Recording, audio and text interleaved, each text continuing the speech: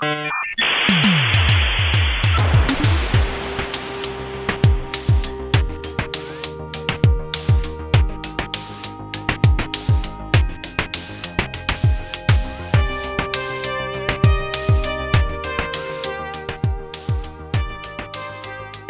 folks, welcome to the Net Podcast, where we all are in quarantine, riding out the plague. We ran out of Mork and Mindy episodes to watch, so we've taken up podcasting. Just looking out the window at everything on fire. Yeah, I mean we've been training for isolation for the past decade, so we're basically Olympic athletes in our basements right now. So without further ado, we have somebody that, if you're listening to this, he has impacted your career trajectory, whether you know it or not. He has certainly changed my worldview, and I would argue opportunities in that world. So I'm super grateful for it. And without further ado, his Lord and Savior, Martin Casado. Oh, to live up to that, Brent. There's some big shoes to fill. That's right. Yeah. I like to make it awkward right off the gate. I mean, it's cool. Yeah. Well, I'm taking a massive fall from grace from like I was never at that level to begin with, but since then I've taken a massive fall from grace and probably took the least reputable job position one can take from after being a technologist. So I'm sort of like making my sins up now. Because being a partner at one of the history's most successful VCs is certainly a step down. Certainly a step down, right? Being nerd idols for guys like us. Well, you know what's interesting is like when you become a VC, one of the first things you realize is that nobody likes VCs. It's a very odd thing, right? Just like you open Twitter, people are like railing lawyers, on right? VCs, like, yeah. And you get attacked from all angles too, right? It's like Nobody right? likes VCs. Like, yeah, exactly. Yeah. It's like the big companies don't like the VCs. Like many founders don't like VCs. Other VCs don't like VCs. So, Yeah, it's usually not a conversation that you welcome. You know, oh, the VCs are here. Or I mean, when the the press VC doesn't like cuts you a VCs. check, it's nice though, right? Like when They you like cash it. that first That's check, that they're okay. Yeah. right. Yeah, I definitely think like people like optionality, and I think that we can be a proxy for optionality. But yeah. Well, so kind of, do you mind giving us like the brief history of Martin really quick? I mean, we'll have your bio and everything up, but you know, Who are you? how did What do you you get to do? where you are, and you know, what pulled you into technology Sure. early on? I mean, one of the interesting things about your bio is like you started out security before you went back to Stanford to get a PhD. I always found that pretty interesting. What kind of work? Yeah, actually. Yeah, sure. So actually going before that, so I'm actually a failed physicist, but like real failure. So in undergrad, I'm like, you know, I want to do natural sciences and I'm going to do physics, and then I like legit realized I wasn't smart enough. So I did the next best thing, which was computational physics. And so, you know, it was computer science, but, you know, I was doing physics simulations. And my first job was after undergrad, was at Lawrence Livermore National Labs. And I was doing weapons simulation. This is in 2000. So I was in basically a national lab working in nuclear weapons when 9/11 happened. And when that happened, like the whole tenor of the nation changed, right? I mean, you can think of the national labs and the weapons program as like this kind of anachronistic holdout from the Cold War, right? Like, you know, it was probably relevant in the 80s, not so sure then. And at the time, then people were very concerned with the terrorist threat. And I had all of the, you know, I had a classification, and I had access to computers, and so they're like, you know, you must know security, which I knew nothing. I knew nothing about networking. So I moved from basically computational physics to intelligence, and so I worked for the intelligence agencies from Afghanistan through Iraq. So this is like 2002, 2004-ish time frame, and I took my first networking course ever at Stanford as like a drop-in student because I didn't know networking, but I was now working in like network security, right? It gave So you a good perspective, though, a different perspective than the traditional, student that went in there, right? You kind of well, had a what's more like, interesting. what can I use this as a tool for or something, right? Not as a, What's interesting, yeah, mm, exactly. Well, so a couple of things are interesting. Like one of the big ahas that I had. So like here, I'm deep within the bowels of the intelligence agencies, and I'm working in like networks and network security, and that's where like a lot of the original stuff from SDN came from. I'm just like, listen, I was a distributed systems guy. Like I was kind of more of an operating systems, distributed systems guy, and I'm like, wow, like there's almost no useful abstractions to build systems. Like if you're telling me that I've got to like create a network that's super secure, I don't even have a namespace I can use, which is weird. I don't have any guarantees I can provide. Like like it was crazy to me. Like the entire network systems was basically either manually configured or eventually consistent. Like how do you provide security guarantees if you require either humans or eventual consistency? Like you yeah. can't do it, right? And so it just from like a kind of an operating system, distributed system background, moving into networking, I'm like, wow, this is kind of funky. So from there, I went to Stanford to do a PhD with Nick McCune, where I worked on exactly this problem. It's actually the very, very first paper was called SANE, which was like an attempt to create like the most secure network ever, and it was like totally like science fiction. We were using like onion routing at L2, and we'd built like this what's now called a controller, but it was basically like a super secure version of DNS, which is kind of like a file system, so you could kind of put ACLs on top of the names, and it was like this whole like if you could kind of redo anything. And then that evolved to ethane, which is supposed to be more backwards compatible, and then that became kind of open flow and so forth. But like it's kind of like this time in the intelligence community that started that. From that, I spun out. We started a company called Nicira, and that was originally we were like we think that you could provide different guarantees if you build networks this way. And then but at the time we were kind of like, what does that mean? Does that mean that you're doing this on the WAN? Does that mean you're doing this in the campus? And this is the same time when virtualization was really taking off. And if you looked at virtualization, there's a huge mismatch between how we managed the compute resources with virtual machines and the networking resources. So we kind of applied SDN techniques and methodologies, which some were new, most were not. Like most were just like stuff people had been doing before. But the goal was kind of to tackle the operations problem in virtualized data centers. Created Nicira, sold that to VMware, and then I ran network and security for VMware until about 4 years ago. And so by the time I left, it was about a $600 million run rate business. I think it's probably 3 times that now. And for the last 4 years, I've been in Andreessen Horowitz investing. It's really interesting, though. Like I didn't appreciate the security background, and it actually sort of like now some things kind of line up in my mind, like why you did this or that. Yeah. It made sense because like the security model then, like you're saying, for systems was like this ring fence fantasy that everything inside the fence is secure and cool, but like Right. Once you poke your hole through that piece of paper, you're in, and then and if you've virtualizing everything makes that even more complicated. Yeah. Well, I mean, here's I think like the perspective of like a systems person getting thrown at, which by the way, all of you are, so you understand this. Getting thrown at networking is you. So let's say your job is in the year 2000 is to enforce a security policy on a network. So what is the first thing a system person will say? Like, okay, what namespace can I use, right? I need to declare policy over a namespace. So what namespaces do you actually have in networks? You're like, At the time, yeah, very few. I mean, like DNS. Well, yeah, okay. Like DNS doesn't mean anything, right? I mean, it's a name for a machine, maybe. Certainly not secure. It's not on route. And then, of course, you had like low-level identifiers like IP addresses, which also didn't mean anything, and ports, which also didn't mean anything. And so you're like, well, like I'm like back in like the 70s now. And they were easily obtained too. There was no control over how to obtain them. You could just it was a totally insecure namespace. Plug in and off you go, right? It was the mockery of a namespace. Like what is a name? A namespace is something that you should be able to use in a program that will tightly bind you to a set of secure assets with some level of granularity that you can declare policy. Like it didn't exist. Yeah. And then the second thing, if you're a security person, you're like, okay, I want my policy to be enacted. In order for that, you need like system level guarantees, like strong consistency. Like I need to know if I say something, I need to know when and how it's implemented.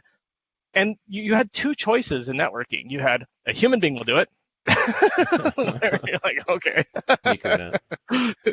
or, or you had eventual consistency, which is like, I mean, maybe it's like really quickly, eventually consistent. But at the time, I remember BGP would take 10 minutes to converge. Right at the time, we had convergence. Yeah, they were like, we had Totally. network outages that were like, wow, half an hour was still going. No. Yeah. Well, So, anyways, that got a lot of the original thinking around this. Yeah. And I think the other thing that happened around that time too was, right, it was right around that same time when networking, like the edge of the network obviously moved into the server, right? I mean, before that, the server was kind of the demarcation point. Virtualization, right around, you're saying that 2006, maybe 2008, 9 timeframe, started to get really weird, right? And the reason it got really weird, at least what I always like to think is, because now you started, like traditional server and networking admins, suddenly now they're butting heads, right? Because before the server guys, like the server's mine, you just give me a cable and then like that's all I need from you. But now it's like, well, wait a sec. Now the networking guys, the servers were becoming part of the infrastructure, and now we're starting to blur the line, right? So it's things got a little weird.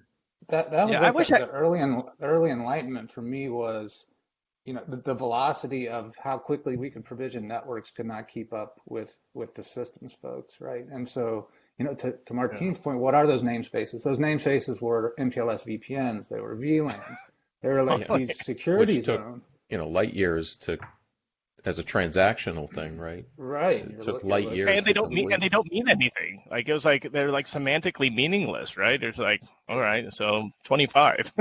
Yeah. Right. Yeah. Hey, Kyle, to your point, I remember. I'll see if I can dig up this slide. So I remember it was probably 2009. Someone had told me, there's this many virtual machines. Like VMware was kind of like the up and comer, and as we all know, every virtual machine had a VNIC, And so I was just kind of curious, and I did this calculation. I'm like, okay, so if every virtual machine has exactly one virtual port, normally it has more, but let's just say it has one. Normally it has like a private and a public one, and on average, I think it had 2.5. But if you assume it just has one, and we knew that the consolidation of VMs to servers at the time was going from 8 to 20 as the cloud was picking up. So, for every machine you'd have say 20 VMs on it. And 20 machines is you need a network. You need networking to connect to 20 things, right? And so I just followed the kind of graph up. I'm like, in 2012, you'll have more virtual ports that no network admin is going to have control over because they're actually sitting on the server, and traffic that actually never goes out to the network because they're connected. And then you have physical ports. And what's interesting, if you look at when Nicira was acquired, it was exactly the number of virtual ports exceeded physical ports. I mean, that, this was part of my VC pitch deck was you're going to have more virtual ports than physical ports. And it happened at almost exactly the same time. And it actually, yeah, for sure. I love it. Yeah, you're right. I mean, that was to run around with a picture of an iceberg. The tip of the iceberg is what you see, but underneath it, that was a few years later. Right. And then containerization completely explodes that space. Yeah, totally. Yeah. So, kind of moving forward, what's interesting you in the networking space? I love how you started out with the security, because I think the rest of the world is kind of realizing just getting packets from one side of the data center to the other is no longer interesting, right? We've kind of we've punted the security problem to this policy problem now. So, have you evolved on that at all? Well, I think a very, leading up to that question, I think a very interesting conversation for the four of us, because again, I think we've all cut our teeth and with this very similar backgrounds, is we made a very conscious choice in 2007, 2008 as an industry to build an actual networking layer in the hypervisor. I think it was Andrew Lambeth who coined the term vSwitch, and he kind of tells the story. He tells the story of there was a bunch of virtualization people that were operating systems people in a room. And by the way, Cisco was actually very prescient on this, but the VMware version of the story, I wasn't there, this is from Andrew Lambeth, which you had a bunch of operating system people, and they're talking about moving packets with a blob of code between VMs. So how do you move the packets? And you do normally you look at some bits and you move it this and that. And Andrew's like, this isn't a blob of code. This is actually a switch, Yeah. and Actually, this is a traffic. virtual switch, and it's actually traffic, and like Cool. these headers mean things, and this isn't just like mem copying between processes. Like we need to start exposing these things, and from there, the industry evolved this notion of an actual switch, like from the physical world in the hypervisor. And I think there's a very interesting conversation to have, and I'd actually be interested in your standpoint of, was it the right thing to do to actually pull what's effectively a legacy set of abstractions into the software environment and support L2 and L3 and VLANs, et cetera, right? It's still a challenge. I mean, we're working on OVN right now. Brent is, right? And oh, really? yeah, and that's a huge challenge right now. He could, he's in the details right now, but that's exactly the issue. Like, we had a conversation like 2 weeks ago, like, where the hell is QoS? Where is, I mean, it's like there's a realization, like you just said, like, this is a real thing. It's going to switch traffic, in and out. It's tough too, and it's tough because, like you were saying, Martin, back in 2007, 2008, right? We were working with VMware. We as in Cisco, right? And getting into some Nexus 1000V history here, right? Yeah, it started this whole thing. It was like Nexus and the VMware V. Exactly, right? And no one knew. I mean, so Cisco obviously had the idea of, we have all these network people that are learning about hypervisors. We got to drag them forward a bit. We're going to kind of bring this forward from the networking point of view.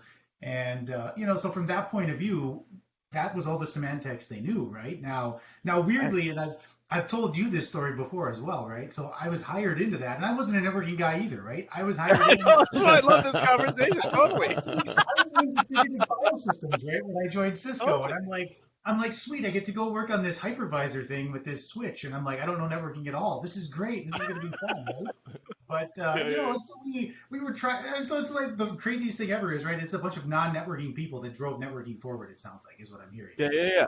Well, so here was like one of my biggest ahas of the last decade is exactly what happened in this question, right? So let's look at the idea. So we as an industry made a decision to adopt what you could consider a pretty archaic way of doing things into the new way of doing things, right?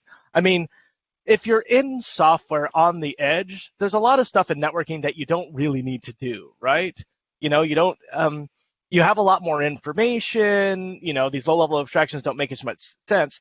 However, you have an entire industry, an entire tool chain built around those things, like packet sniffers, visibility tooling, anybody with a CCIE, anybody that knows networking. And so you're basically adopting a legacy view because you can bring the industry along with you, but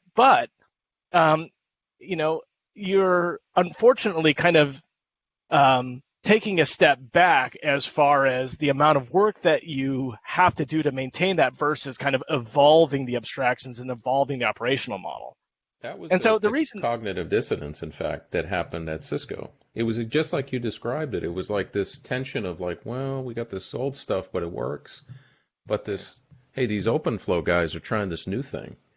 And it was the cognitive dissonance between those two things, just like you're describing. I was sitting there going, well, this stuff is interesting because it lets you do these other things and solve these problems that we haven't solved right with the older stuff. Totally. There were people we literally had conversations about like, let's do MPLS VPN to the desktop. I was like, is this ATM to the desktop again? I love it. What are we doing? Please, let's. Can we still do that, Tom? No, we can't. I mean, I was that CCIE that went into this. I thought I knew everything, and then I knew absolutely nothing, and still don't know anything. But that's the thing, Martin. And that was like one of the bigger mistakes we made at Docker was, we went in with this concept of a subnet and a VLAN. Yeah. Because that's what customers were looking for. That's what kind of like, we had a thought that we could somehow tie in this kind of legacy world and provide a smooth transition into that next generation. But it turns out like, everything should stand alone. Kind of that zero trust model wins out at the end of the day. Well, I think this is why I brought up this specific point, because your question is where are things going, which is very interesting. And I think that if you took listen, if you took the four of us and we didn't know networking, and you're like, solve the problem of, networking in the hypervisor, we wouldn't come up with vSwitches and this and that. Like it wouldn't make sense if we would use higher level abstractions. We would use stronger consist. I mean, like we just have like a different approach to it. But the decisions that were made because the industry existed in the way it did, and you had a bunch of compatibility issues and a bunch of people that are trained on do things so forth. And so I think what's super interesting now is we're actually seeing networking evolve away from networking, if that makes sense.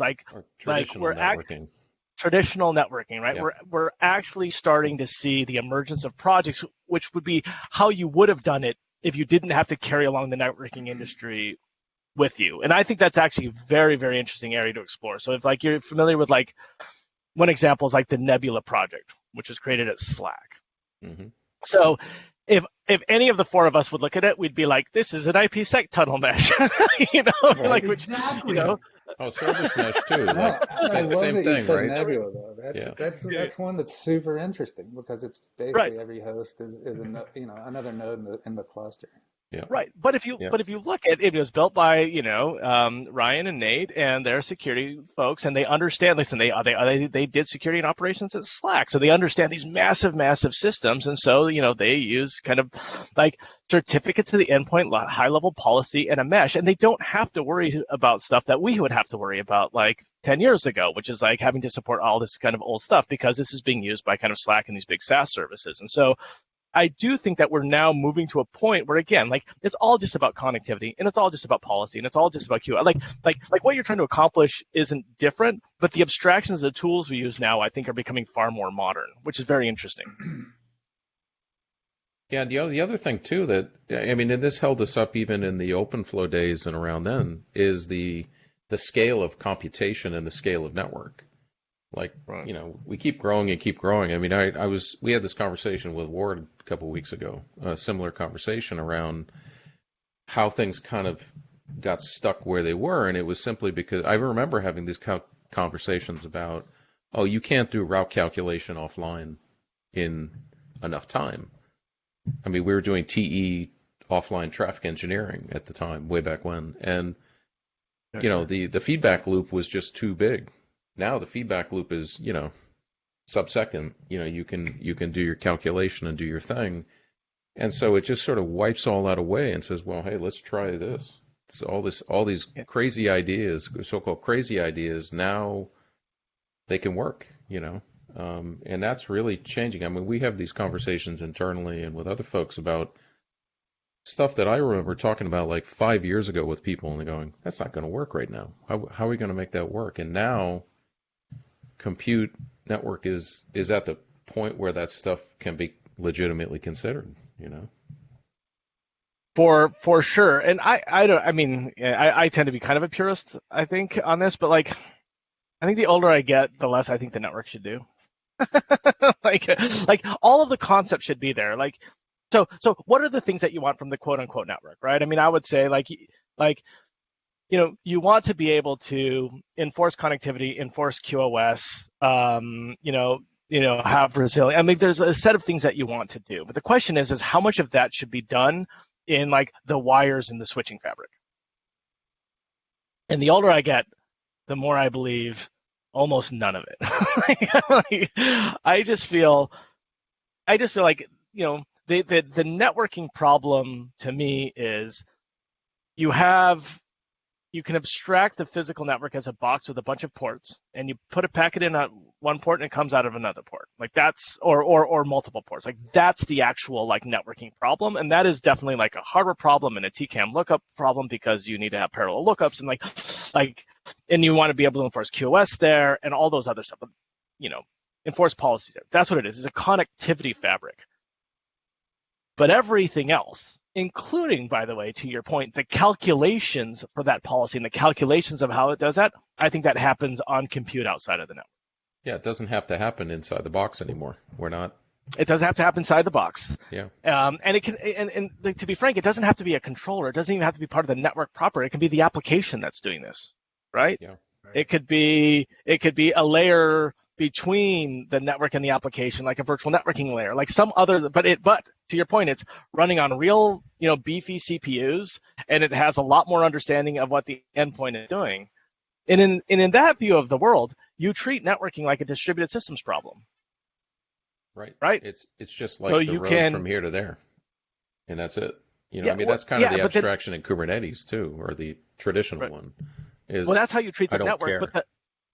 but the control of that, and what it happens is a distributed system on the edge somewhere. Yeah. Maybe it's a controller in the traditional SDN model. Maybe it is the application. Maybe it's a virtual networking. Like whatever it is, it's just a different model. And I think this is where so many people have gotten confused in the past, because they're like, it has to be in the box, which whether it's in the box or outside the box doesn't really matter, except for if it's in the box, you're forcing a particular full distribution model. That means if you add more boxes, you have to have more brains, and that has implications for consistency and convergence, right? But other than that, it doesn't really matter if it's a CPU in the box or outside of the box. Yeah, in some ways, I used to describe this to folks as like a card trick, right? Is if it happens fast enough, you don't notice, right? Right. So let's just actually walk through that. So the traditional model is the control brain is in the box, right? The control plane is in the box. The implications of that are twofold. The first implication of that is you generally have wimpy CPUs for power density reasons. Okay, whatever. You can make bigger CPUs. The second reason is you're enforcing a distribution model, which is hard, which is you're saying if you have more switches, you have to actually scale your algorithm. So it has to be an embarrassingly parallel algorithm, which means basically you can't have strong consistency or you can't have performance, one of the two. Okay. Yep. So that for certain things we want to do, you don't want it in the brain. So let's take those brains out, and then now we can do tight clustering instead. So maybe we'll have 3 servers as opposed to 20 switches. So the good thing about that is that, big beefy CPUs, standard environments, don't have to do embedded systems programming, but also we can use like more modern distributed systems primitives like, distributed locking, distributed data stores to implement our control planes. And that allows us to have tighter guarantees. But the next step, which I think is the most interesting step, is forget the control plane as a separate entity. Why isn't it just part of the OS on the edge, or why isn't it just part of the application? And then we don't even talk about control planes. It's like actually now you've got the semantics of the application. You understand what's going in the OS. You know what people want, and like the whole concept just goes away. Yeah, as a separate entity. Like for service mesh today in Kubernetes, it's just a part of the thing. It's exactly. It's just That's there. Exactly right. And we were talking about this a couple of weeks ago about SDN functionality in Kubernetes. Like nobody really talks about it like it's a specific thing. I mean, unless you're us. Application folks, they don't care about it. It's just like I need to get from, my database needs to talk to site A and B, make it happen, And it's the namespace thing, like you're saying, like those 3 elements are in my namespace, security, access, et cetera, they're all baked in now. And the app doesn't really even worry about it. It just says, I expect this kind of thing, make it happen. But you could even argue that you don't need I think Brent. Oh, okay. Yeah, I mean, you could argue that you don't even need a service mesh, right? I mean, you could argue that this is something like the OS provides, or you could argue this is something that's inherent in the application. Yeah. Either way, I mean, it's just not the box doing it. Kind of is the point. It's just not the box. In a lot of the ways, you think of the service mesh as catering to legacy applications too. Exactly. I think that's exactly what it's really doing, right? I mean, the service mesh guys, 100%. Guys, ladies, they all expose this as, oh, hey, this is this great way for these legacy applications to be able to run here. I mean, the whole sidecar model kind of implicitly implies that, right? So when you move past that and you move it up the stack into that application, you simplify things, actually. Everything becomes simplified because now you can do what you're saying, Martin, where the network really just transports packets. The application is what's important. And, to some extent, I think a protocol like Quick probably helps to enable some of that as well, right? Kind of moves that all out of the OS even and puts it all in the application. So. Yep. No, I think that's exactly right. So looking in the future, I mean, again, Brent, to get back to your question, I think it's very interesting now to look at technologies that turn networking into a proper system, right? So like I love what the Stira guys are doing with OPA, right? I mean, like it's a component that you need if you want to build a real policy layer. And that policy, like every policy system I've ever seen, kind of looks like some version of data log. You know, Exactly. it's like if this, then that. You know, if this, like all of them do that. And if it's a distributed system, you're going to need distributed data log. It's like, this isn't that fancy, right? So you need like it's like the sidecar model too. It's often like it's bolted onto the side of the system, and it's exactly. it's an optional thing if you want to use it, and then it takes a PhD to program it so that it works right. It's sort of like the new version of QoS, in complexity, right?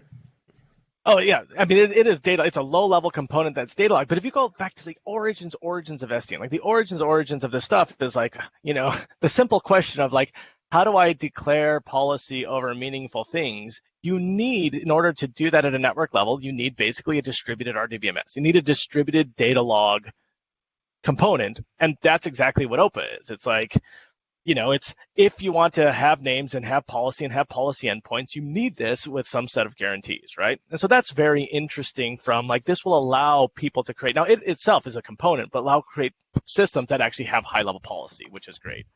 And I do love that people are like componentizing things like service meshes where you actually have like L7 semantic level understanding of what's going on, which also is a very relevant thing.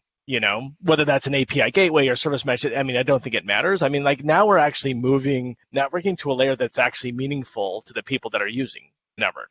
Things like data and functions and stuff that's meaningful. So I think that finally we're entering a realm where networking is controlling stuff that matters. I know it's a weird thing to say, but using names that matter and using abstractions that matter. And that's just happening now. Yeah, and it's just, in a lot of ways, is just part of the situation, so to speak. So like you were saying earlier, like the user perspective is the user really doesn't care about a lot of that stuff other than I want to specify certain constraints maybe. But like then signaling it, setting it up, blah, blah, blah, blah, blah, why are we worrying about that? And, I mean, we've seen iterations of this in the technology too, or like, mentioned policy. QoS is a kind of policy for a network way back when, right? Yeah. It was the initial thing, and the interesting thing is sort of the network geeks when they go build the thing. We were talking about this, like they build it in a certain way, and I'm guilty of this too. Like when we looked at service mesh initially, I said the same thing. I said, this is just a mesh of tunnels. What are we doing? But then who sets it up and manages it and plugs everybody into it, right? And if you take the application perspective, the user perspective, you arrive at a different solution, right? Because you care about certain things that are different than the network geeks do, right?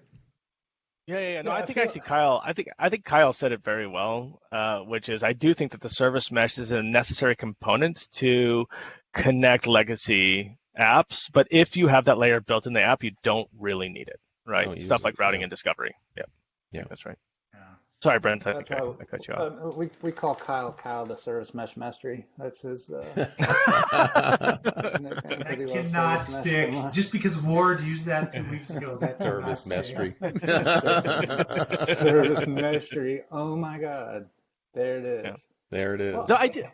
To make those service meshes work, though, we're still plumbing and saying. I mean, I was writing some tests on proxy ARP the other day.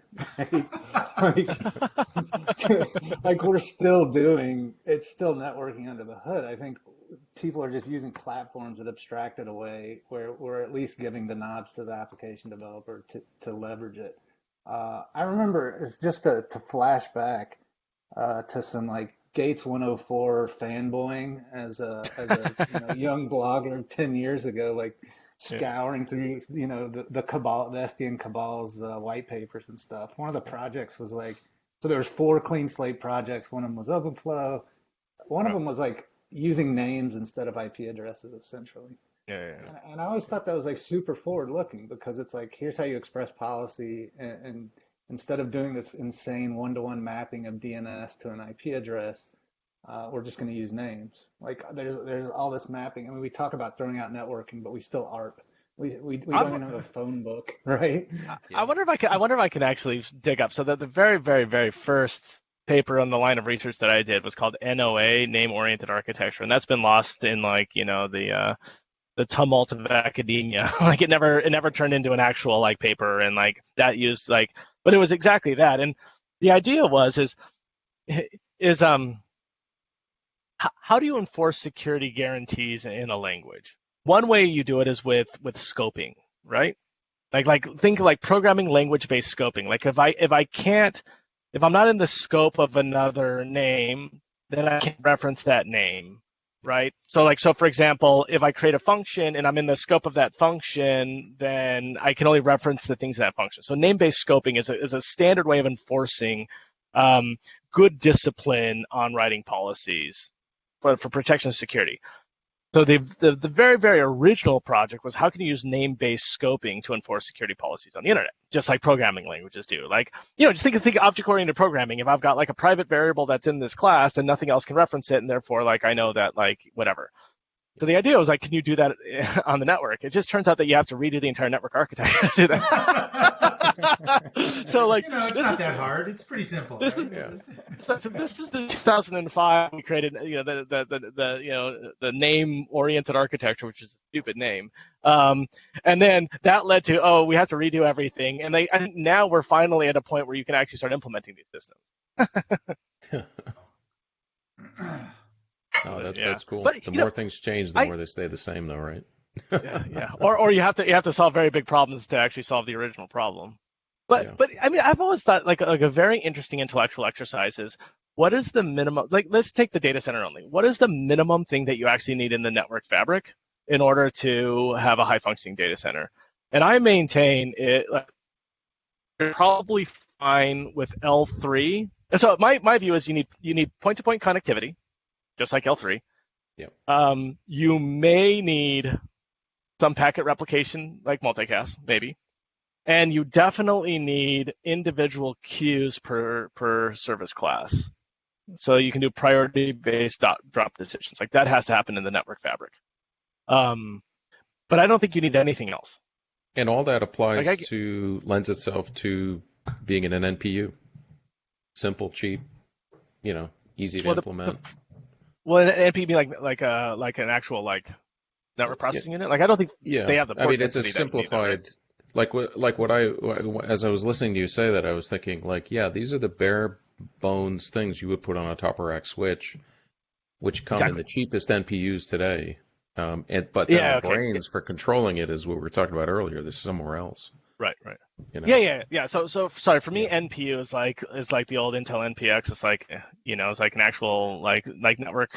Oh yeah. But I'm talking I'm talking like basically a glorified TCAM.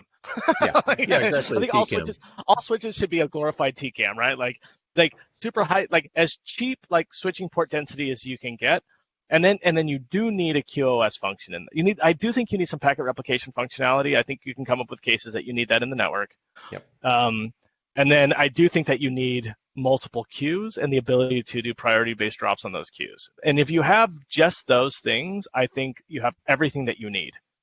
And then everything else can be in compute at the edge. There's nothing else needed actually in the network. Now, I'm quite open to this used to be a very contentious position, and like Dave Ward would be very upset with me and like a bunch of others. But I've still not heard an argument for what else you need to actually put in the network.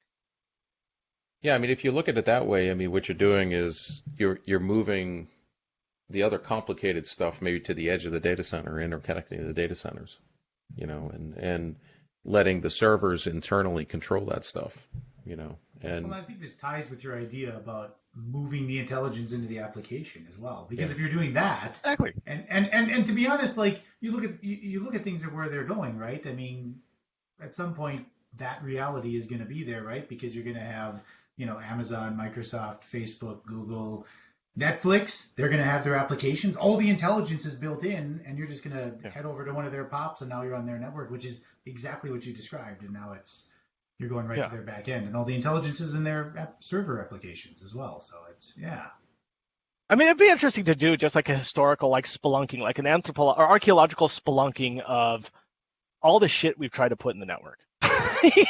Like whether it's like there's just so much stuff that we've tried to put in there over the years. I just think so few of it's actually needed. Like there's stuff that's definitely needed. Like the purists that are like, oh, you don't need queues or you don't need buffers. I don't buy that. Like there's stuff you actually need. But basically. Yeah, let's be honest. I mean, we have added stuff to routers and switches, features that aren't necessary, like you're saying, but they were value-added things to help sell them, right? But to your point, really, do you need them? You could get by doing something else, or moving that function to the application, right?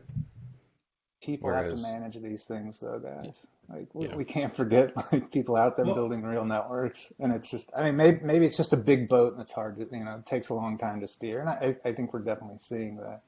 Like, I think we have to keep two thoughts in our head. One is 100%. No. This is great. No, this actually goes. No, this is perfect. So this goes exactly to the conversation we had early on. This is exactly right, which is by people needs to management. That's actually, in my belief, turns out to be not a technical statement, because it turns out it'd be far easier to manage this if everything was on the edge and you had good tooling. It turns out to be like a legacy tooling statement, which is a very valid one, right? Which is actually there is education and tooling around these older primitives, these older abstractions. There's workflows, there's debugging workflows, and if we change things too quickly, all of those are irrelevant. I just think it's so important that we all acknowledge this is not like a technical, like the right technical solution, in my belief, is all the functionalities at the edge, and we use like modern like programming debugging techniques to deal with it, and not like this kind of weird, eclectic, baroque way of doing it today. But the reality is the industry is where it is, and so for sure, this is why as we create new functionality, we have to support the old abstractions. But I think over time, we evolve away from them, and I think that's happening a lot right now. Yeah, and I mean that's actually a really good point. I mean, Brent, you're an operating network. You can speak to this too, like the DevOps, NetOps thing, that transition. And I remember having conversations with telco operators about OpenFlow, and they were freaking out. The operations people, they're going, "How the hell am I going to unwind this?" We spent 10 years figuring out how to unwind my Cisco, Juniper, whatever, Alcatel, whatever thing I got set up. Now you want to introduce this completely different way to set everything up and run it, and then Kyle was saying this, which then lets the application people meddle in my network, and this is my thing, and it's really like, that's a good point. It's really, it's a human problem. It's not a tech problem, right?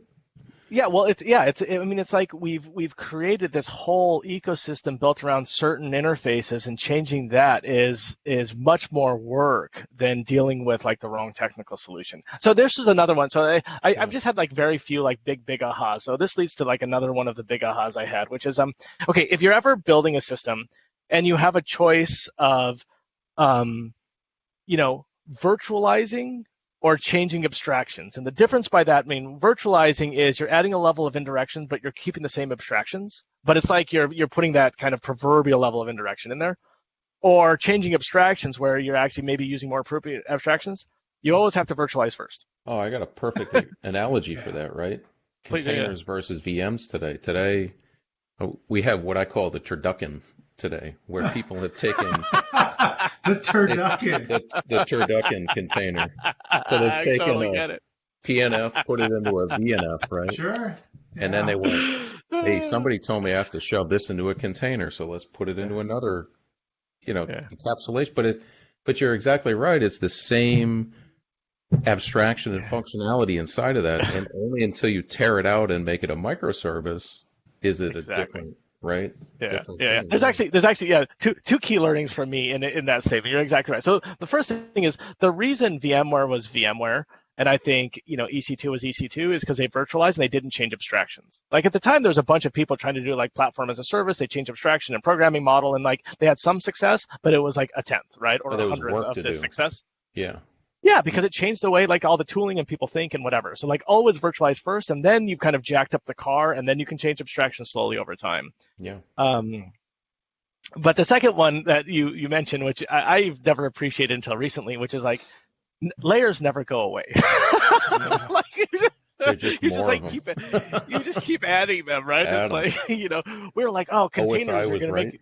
make Yeah. except for you need a dynamic model. Like like we're like, oh, like whatever, the operating system's going to go away because you have a hypervisor, or the hypervisor is going to go away because you've got a container. Like we keep saying these things, but the reality is like these layers just keep piling It's up. yeah. Nowadays, you're still running like instead of the operating system, the hypervisor, and your containers on a virtual machine on the it's like Oh you're, yeah, I it's know. It's still like running. like Yeah, how many operating Windows systems do you 98 in a have, right? VM. that's Yeah. right.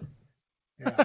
Yeah. Well, which does yeah, but I mean, exist. actually, like the actual like layers of redundant functionality are like just unbelievable. Like you have an entire networking stack in the network, you have an entire networking stack in the hypervisor, you have an entire networking stack in the operating system. It's like Right. And so, then you do nested virtualization sometimes too, Is this which this is you the know. part of the conversation where we talk about MTU, isn't it? This is where we're all yeah, getting. that's right. MTUs. Yeah. Well, That's That's what's really actually what it related to comes interesting is down like, to. kernel. well, even applications now are building. It's so funny if you look at some of these applications, like they're rebuilding their own networking stacks too, right? Like Yeah. it's funny. It's funny. Like a lot of these I've got a theory that which is like any eventually consistent distributed system. Like I think this was kind of the problem with like the early DHTs and whatever is like people end up building TCP on top of them because they're like, and I'll explain what I mean by that. It's like, so let's say that I'm trying to like use like a distributed data store like a DHT to communicate a value from one node to another node. Well, it turns out that I have to handle failure scenarios, right? So like if I try to put it in there and it fails, well, I'm going to try and put it in there again. So now I've got retries, I got right? to retry. What algorithm do I use to retry? Yeah, And right. now we're back to TCP. Right, right. Yeah, exactly. Well, no, but it all snowballs from there. I'm like, okay, so like I'm retrying now, but if I keep retrying, then I have congestion collapse. So I'm gonna go ahead and do back off. That's what I mean. Like It's always the same set the of same tricks at a thing. different layer, man. It's so funny. Like we like legit like implemented like like a shoddy version of TCP in order to communicate over Cassandra because you need to unless you've got strong consistency. Yeah. So Yeah, that's the what I networking was problem saying. doesn't go away. No, The more things change, the more the you just problems move stay it the up and same. down the layers. Exactly. Yeah. Yeah, I've said this so many. Sorry, go ahead, Brent. No, please, sorry. I'll say one last time. I've said this, I think, so many times in my career, and I just believe it, which is I just feel so much of what we do in systems is like making your bed in the morning, right? So you wake up and like you're like making your bed, and then near the end there's like that last bump. And it's really hard to get rid of the bump, and so like you just kind of move the bump around the bed, and you're like, oh, and then you basically end up just kind of rationalizing where it ended up. You're like, oh, the bump looks like nice by the pillow, or like the bump looks nice by the wall, or like Or whatever. you put another Like, blanket on top. Let's Yeah. add another layer and hide it. right, exactly, to hide the bump. But like so much of what we do is just like move the bump around and Move then the bump argue why around. it's like better by the pillow. Or No, it's So, true. so as we evolve into, so what's your kind of take on cloud? Is there going to be, are we going to see a pendulum swing back, or, you had some interesting thoughts around what your world sees as on-prem these days, which I found pretty fascinating. So, kind of what's your next 5 years? Is there going to be an on-prem network? Okay, that's actually a very interesting question. So right now. So right now, and it was we were talking about before we started recording. I think it's actually it's interesting. So right now, most companies when they say on-prem, like if you're like I'm on the board of say 17 companies, and half of them are like infrastructure open source companies, and they have like these are like legit companies, but they've all been created in the last 3 or 4 years. When they talk about on-prem, they don't mean what we mean on-prem. Like on-prem is like you own the real estate and like you rack and stack and whatever. They normally mean like it's like running in the customer's VPC. Like physical things. They don't mean that. That's honestly what on-prem, like, do we support running in their VPC versus like, our cloud or so forth. And so the trend is definitely towards,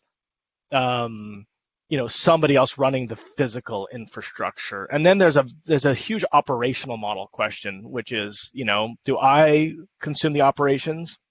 Or does the customer consume the operations? And I think that's actually the battle that's being played out right now. It's not the real estate one. I think the real estate one is basically done.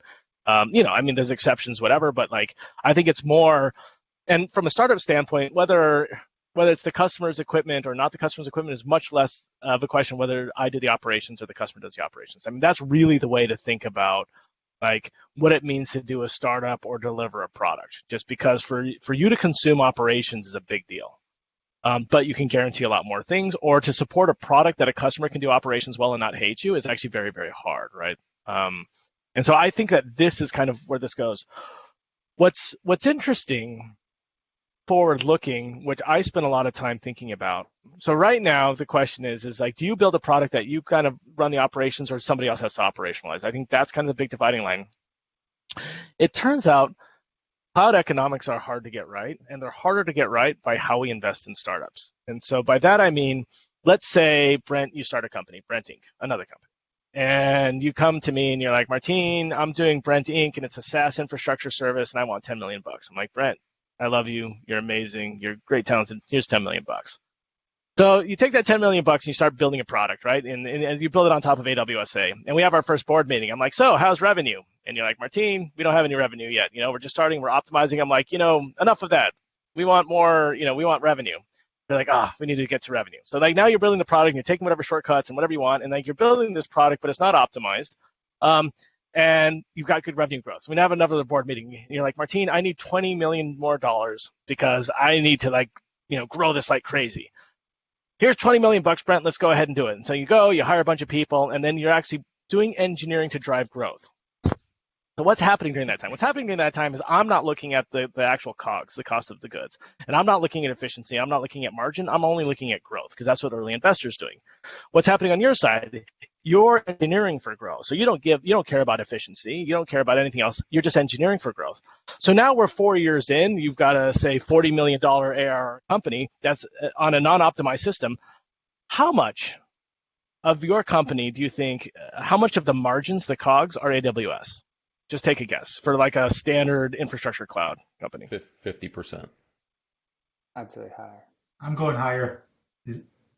Yeah, I've seen anywhere between I've seen 40 to 70%. 50 okay, to 80, so yeah. Okay, so for those of you that know how you value companies, like what is the impact on that on your valuation? It's enormous, right? It's enormous. Like changes it's like of it's like a big rock in the middle that's not worth anything. Right. I mean, listen. This could be the difference between $10 billion and $20 billion value. It could be billions of dollars, right? If your margin structure is broken like that. Okay, so then the question is what do you do about it? Brent and I are on our kind of dual journey here. I've poured $30 million into it. He's got a company that's growing really crazy, but at some point you have to rationalize that. Yeah, at some point you need. I was going to ask you, how does that impact the multiplier, the rationalization, right? There's a typical 10x, the usual kind of metric, right? But when you look at a company and you go, hey man, 70% of this is just AWS bills, of Well, I think we're just the cloud. Yeah. I mean, it's in many ways. And so the reason I bring up this kind of thing is, this definitely impacts multiples. There's a ton of value locked in there. It's very hard for engineers after 4 years to go back and kind of like optimize everything in order to do that. And so it turns out that there are massive margin issues with working on the cloud under this model. And so what we are seeing is once companies get large enough, they rethink their decision of what is my compute strategy writ large? Because to make it work for Amazon efficiently is probably just as much work to build your own damn thing, right? At some point, for sure. And so I do think that we're actually seeing kind of a repatriation phase now because of this exact issue. Oh, interesting.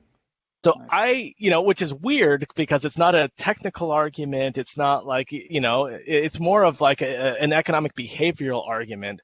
And so I do think that, we're going to continue to see networks being built by companies that own the infrastructure, and I think a lot of it's going to be kind of a cost arbitrage. And a lot of it's just because it's so hard to get the margin profile that you want for large operations. I just don't think it happens until you're kind of much larger. But we see many examples of this happening now. So do you see them going back to the traditional on-prem or the new on-prem that you mentioned? Well, you have a more of a disaggregated edge, time and space thing.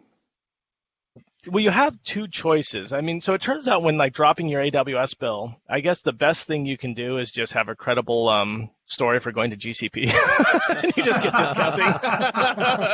Just go, Well, there you go go, run a right? wheel. Yeah, exactly. Go around You the wheel. don't have to do anything. Right. But the next step is, let's say you've kind of like, used that to the end. Well, at some point, it's just inefficient code. It's just that. And if you look at that problem, then I think that, and you're large enough and it's impacting your value enough, I think it's easy to make the argument that it's time to build your own infrastructure. Because I mean, as all of us know, like if you have a 4-year code base that's unoptimized, to like make that efficient it's a big lift. So why not get it? And then you realize efficiencies on the entire stack, including like running your own. And so we see this a lot for these larger companies. And it's kind of interesting to watch them. These SaaS companies, they get up to a certain stage and then they move on their own infrastructure. And there's actually a number of public cases of this now where they talk about it. So I actually think that's a real thing. Recently, yeah. And I guess the interesting thing is like how fast that happens and what they do, and can they hop off onto their own infrastructure without sabotaging the whole situation. Yeah, which is why I think it's once they enter a level of maturity, and we're talking about big bucks, and it wouldn't happen if we weren't talking about tens of billions of dollars of market cap. Yeah. This is not like most people I think make the mistake of being like, oh, I spend $2 per blah blah blah. It's not unit cost. Not unit cost we're talking about. It's literally the valuation of the company's market valuation. Cap. And the other thing too that's in there too, that the resistance grows operationally, like we were just talking about. When you get 4 years into a thing and it's operated a certain way and users expect it to be operated a certain way, you can't just flip a switch, right? Then we're back to the same thing we were talking about earlier with the networking stuff, right? It's humans go, wait a minute, this doesn't work like this. That is real. Yeah. Well, we're bumping up on an hour, Martine. This was amazing. Thank you so much. I mean, one of the things that's always made you unique to other thought leaders out there, in my opinion, is your availability to the community. You've always been there. You didn't know us from Adam, and you always made time for us, and that's much appreciated. Man, you're my people. We're all in the same cohort, man. I love it, man. Network geeks. Awesome. All right. Well, thanks, folks. Appreciate it. Thanks again, Martine. Everybody. Thanks for being on. Thanks so much. Appreciate it. That was great. Absolutely. Stay safe out there. Have a good day. Stay cool.